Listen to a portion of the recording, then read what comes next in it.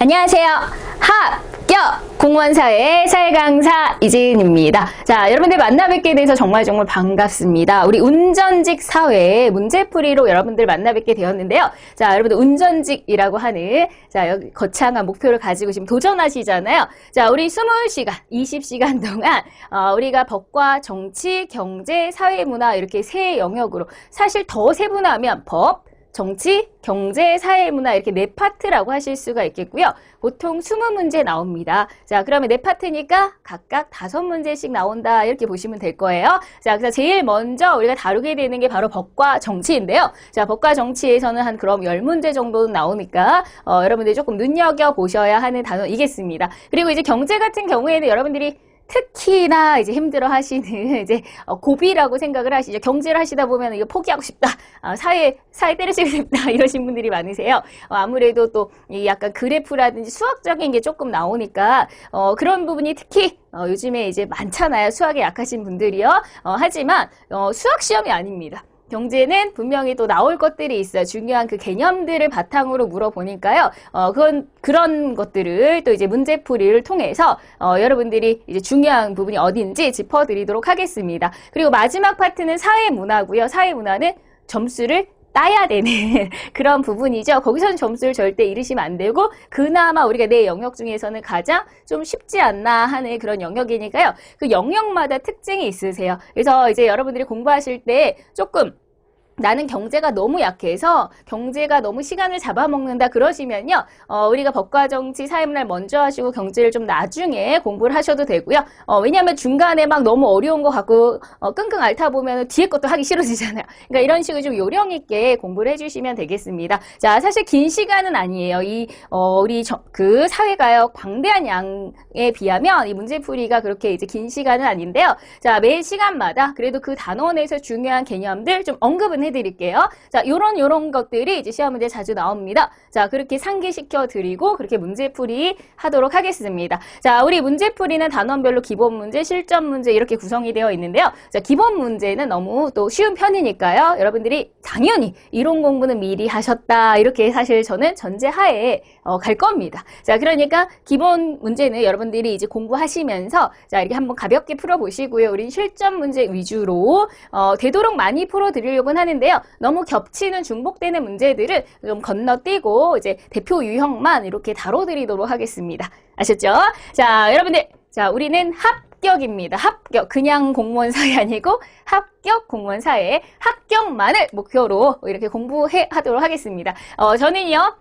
트레이너입니다. 여러분들의 사회 트레이너. 합격을 책임지는 여러분들을 굉장히 이제 훈련시켜드리는, 트레이닝 시켜드리는 트레이너다. 자, 이런 자세로 왔으니까요. 그만큼 여러분들이 다지겠다.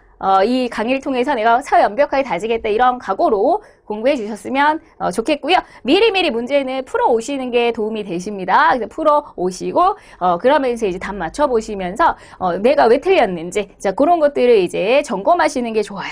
아셨죠? 자, 그러면 우리는 이제 법과 정치부터 가보실게요. 우리 1단원은 민주, 정치와 법이라고 하는 파트입니다. 자, 민주주의가 뭔지, 정치가 뭔지, 자, 이런 개념들이 이제 들어가는 파트예요. 자, 그럼 제가요, 이제 중요한 개념을 짚어드린다고 했으니까요. 제가 여기 칠판에 준비를 좀 했습니다. 자, 이쪽으로 오세요. 자, 우리가 법과 정치 1단원, 민주, 정치와 법 여기서는요. 제일 처음에 정치란 무엇인가 이렇게 정치 의미가 나와요. 자, 정치의 의미에는 두 가지가 있습니다. 우리 국가 현상설, 집단 현상설. 자, 국가만이 하는 거, only 국가만, 오로지 국가만. 그러니까 뭐 정치인들이라든지 아니면 국가에서만 하는 게 우리가 정치다라고 보는 거고요. 그 다음에 더 넓은 개념이 되겠죠? 자, 아니야. 자, 우리 회사에서도 사람들이 몇 명만 모여도 그 안에서 정치가 있다. 자, 그러니까 작은 집단에서도 정치가 있다. 집단 현상설. 그래서 요것과 요거 개념 구분하는 정도는 아셔야 하고요. 자, 그 다음에 우리가 이제 정치 권력이다. 권력 파워요. 자, 권력은 국가가 갖는 힘입니다. 힘, 파워요. 자, 근데 국가가 갖는 힘은요, 정당성이 있어야 돼요. 정당성. 이게 반드시 있어야 됩니다. 정당성. 자, 우리 예를 들어, 자, 경찰이요, 도둑놈을 잡았습니다. 강제적으로 이제 데리고 가요. 그죠? 나쁜 짓을 했으니까, 범죄자니까. 자, 그러면, 자, 그렇게 할 수 있는 힘이 있어요. 자, 제가 도둑놈이라고 함부로 끌고 갈 수는 없죠. 저 같은 사람이. 자, 그럼 국가는 힘이 있다. 바로 유일하게 그 강제력을 행사할 수 있는 힘이 있는데요. 그것은 왜 그러냐면 국민들이 그러라고 했으니까요. 그쵸? 자, 국민들이 그러라고 했잖아요. 우리에게 그만큼 국가에게 우리가 힘을 실어줬죠. 그것이 바로 정당성이에요. 그러니까 정당한 힘이 되는 거죠. 자, 그것은 국민의 동의와 지지가 있었다는 거죠. 자, 국민의 동의와 지지가 없는 힘은 폭력이라고 이렇게 표현하시면 됩니다. 그래서 이 정당성이 있어야 된다. 자, 그런데 국가 권력이 정당하지 않아요.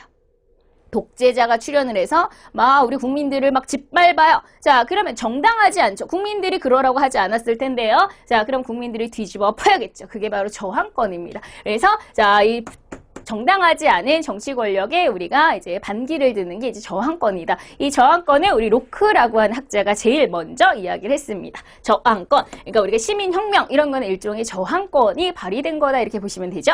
자, 그 다음에 두 번째요. 자, 그럼 국가에는 필요한 게 있죠. 세 가지가 있습니다. 일단은 땅덩이가 있어야 되겠죠. 자, 우리가 이제 그것이 영토입니다. 영토 안에는요, 땅, 바다, 하늘, 영토, 영해, 용공 그렇게 세 가지가 다 들어가는 거고요. 자, 그 다음에 일단 사람이 있어야 되겠죠. 국민이 있어야 됩니다. 자, 그리고 자, 국민이 있고 땅이 있어도 자, 일단은 내가 주인이다 할 수 있는 힘이 있어야 되겠죠. 그렇죠? 주권이 있어야 됩니다. 자, 주권은 우리가 성격적으로 대내적으로 최고성, 대외적으로 독립성을 의미한다. 이 주권의 특징이죠. 기억하시고요. 자, 그래서 국가만이 유일하게 강제력을 행사할 수 있습니다. 국가만이요. 그래서 국가는 일반 보통 사회 집단과 다르다는 거, 그것도 기억하시고요. 자, 그 다음에 이제 국가도 근대 국가와 현대 국가가 굉장히 달랐어요. 근대. 자, 여러분들 이제부터 근대 하면 딱 시민혁명기, 산업혁명이 일어났다 그 시기를 떠올리시는 거예요. 그 당시에는 우리에게 자유를 달라 그러면서 혁명이 일어났죠. 시민혁명. 자, 그때는요, 자유가 최고예요.